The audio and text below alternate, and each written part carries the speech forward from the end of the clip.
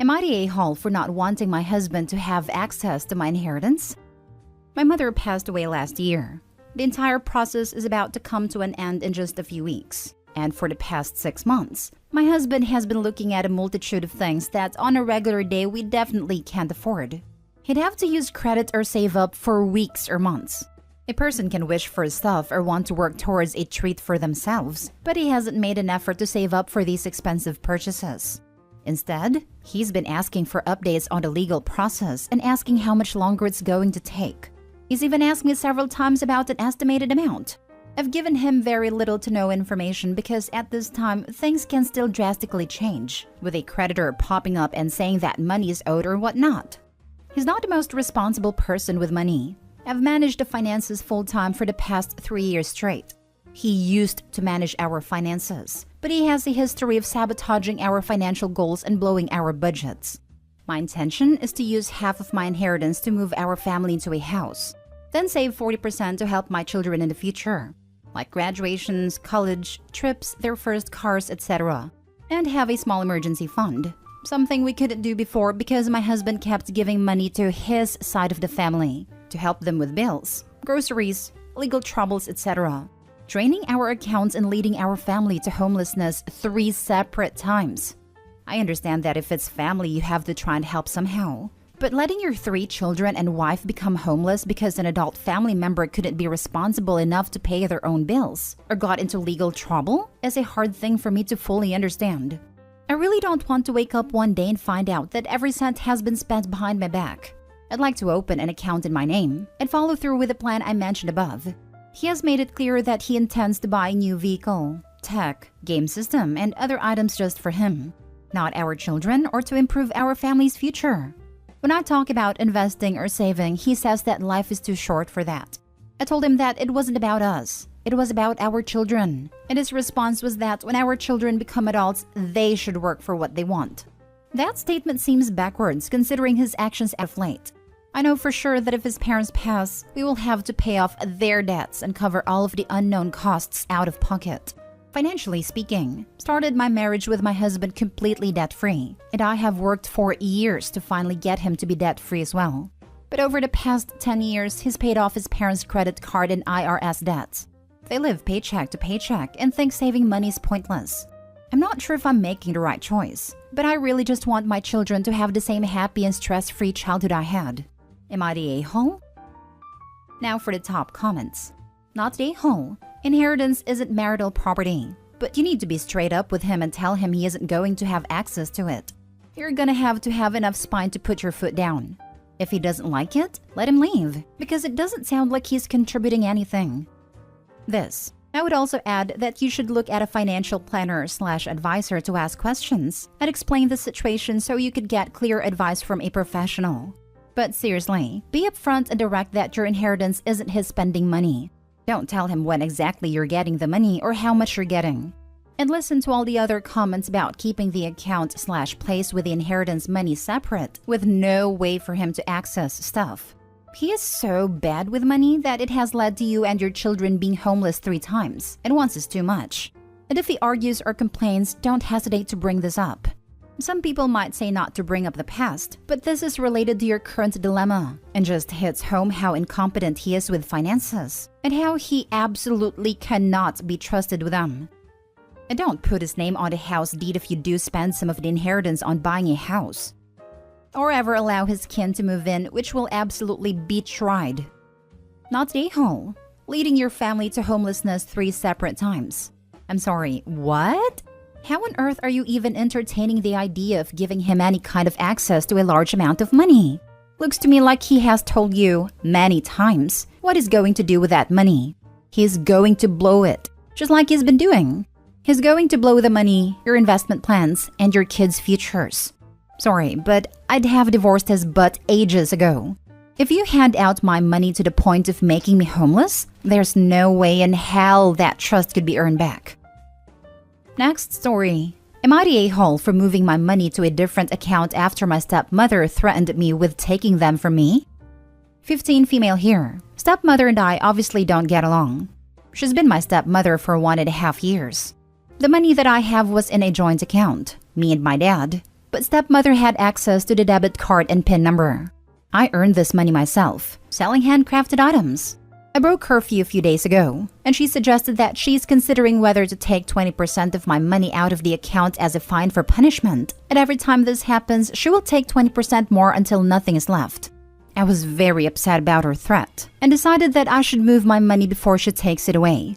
I logged in online, and transferred all of it to my big brother's account last night, and the next day we went to open a joint bank account with my brother, and we moved the money there. So, she doesn't have access to it anymore. So, upon learning what happened, my dad and stepmom are furious at me and my brother. Stepmom is focused on the fact that I've taken away her means of punishment, and my dad is upset that I didn't trust him enough to protect my money. He insists he wouldn't have allowed it. Stepmom has banned me from seeing my brother, which is meaningless as I don't accept her authority to do this, and my dad says he's hurt that I don't trust him, and as a result, he doesn't trust me anymore. Am I the a-hole for moving the money? Honestly, I completely agree with your actions here. Your stepmother threatened to steal your money from you, so you moved to protect it first. As to why you didn't trust your dad, well, why did she have access to the debit card and PIN for an account that wasn't hers? Not the a-hole. This is so important. Your dad broke your trust first by giving your stepmother access to the debit card and PIN. You didn't break trust. You prevented threatening theft. You literally moved your money out of the bank after the bank robbers told you they were going to go steal it. Not the a-hole. Your stepmom has wildly overstepped. And good on you for having the foresight to take preventive measures to protect your hard-earned money. Where was your dad when she first brought this up? Did he defend you? Especially since he disagrees with your stepmom, his issue should be with her for crossing the line, not with you for being smart about your money. He didn't defend me because he says I was wrong to break curfew, but he insists he wouldn't have allowed her to take my money. Then he should have spoken up when she made a threat and talked about an appropriate punishment for breaking curfew. Not the a-hole. It's your money. Maybe you'd trust your father more if he stepped up as a parent and told his wife that disciplining you for things like breaking curfew are his job, not hers. Exactly. Dad does not have Opie's back. What repercussions did she get for threatening Opie? Nothing. Next story. Am I the a-hole for refusing to cover his portion of rent after I made a stupid purchase that was over his budget? I won't say the item he bought for confidential issues alone, and details will be changed to a hypothetical standpoint. We are both in our 30s, married for a long time. We split bills 50-50. He is super materialistic when it comes to a certain hobby. Think cars or expensive hobby like that. Well, he went out last week and dropped close to $600 on one single item, which meant he is now over budget by $300 and doesn't have his portion of rent covered. He asked that I cover it and I said absolutely not. He knew rent was coming up and he went over budget anyways. Now he will have to pick up extra hours to make up for his losses. The thing is, since he got his item, he has been rushing home as soon as possible to mess around with said item, so now he doesn't want to work more hours. None of this is my problem, in my opinion. He claims this is his dream item and has wanted one of these since he was a kid. He truly does gush over it like a teenager, but still, not my problem. He says I lack understanding and should help him out this one time because he never does this, and I shouldn't be mad at him for snagging an item he had been wanting for years, after I found it much cheaper than it usually goes for. Apparently, usually this thing costs almost $1,800. I still said no. Not my problem, not my fault, and certainly not my responsibility. Am I the a-hole? Edited to add. Sorry guys, meant to include more details on his "he never does this" comment. This is not the first time he has done this, but it is the first time he's done it with this particular hobby.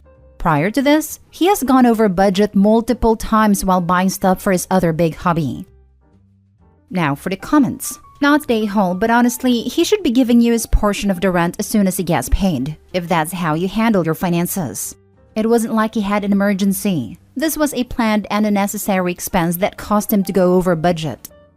I mean, if it was something that he's genuinely wanted for years, and he found it for literally a third of the cost, I can kinda see why he couldn't resist. But it is his responsibility, and if all he has to do is pick up extra hours for the next 2 weeks, then that's on him. I mean, if the item is not worth a couple of weeks of overtime, then he should resell it. Not the a-hole. Yep, he waited years to get this. He could put in the overtime to be able to afford it. He could also have asked Opie about covering rent before he made a purchase. What if Opie had, wholly within budget, spent the rest of Opie's own discretionary money for the month? No two ways around it. He was really irresponsible about this, and continues to be by not picking up overtime to cover it. Not the a-hole, but I'm sure your landlord couldn't care less about how you budget as a couple. Landlord is going to want the rent. That's your immediate problem. Depending on your city, the strength of tenant protection laws, etc., being short on your rent 1 month can be your first step on the road to eviction. You don't want that, obviously. Your next problem is determining how to deal with a partner with so little respect for household finances. It's not just so little respect for household finances, but so little respect for her and her boundaries. He deliberately bought something which would cause him to be short on rent because he expected her to pay it, without asking. Making decisions which affect your spouse without your spouse is never the way to go. If this had been a roommate and not a wife, would he have gone ahead and made this purchase? Probably not. He decided for her that she'd be okay with it, since they're married. Everyone sucks here. He's super irresponsible, but you really sound like a roommate more than a partner here. Well, that's how I'm treated. I ask for a date night and he can't even be bothered because he wants to play with his toys, but fully expects me to jump in and cover expenses when he overdoes it. I am a roommate that he is financially dependent on when he makes stupid choices, but I've tried to be more than that, multiple times. He doesn't even kiss me anymore. What are you getting out of this relationship other than a headache and debt? I'm sure isn't half the rent. Last story. Am I the a-hole for turning my friend's daughter against her family? I'm 38 female and have a daughter V, 13.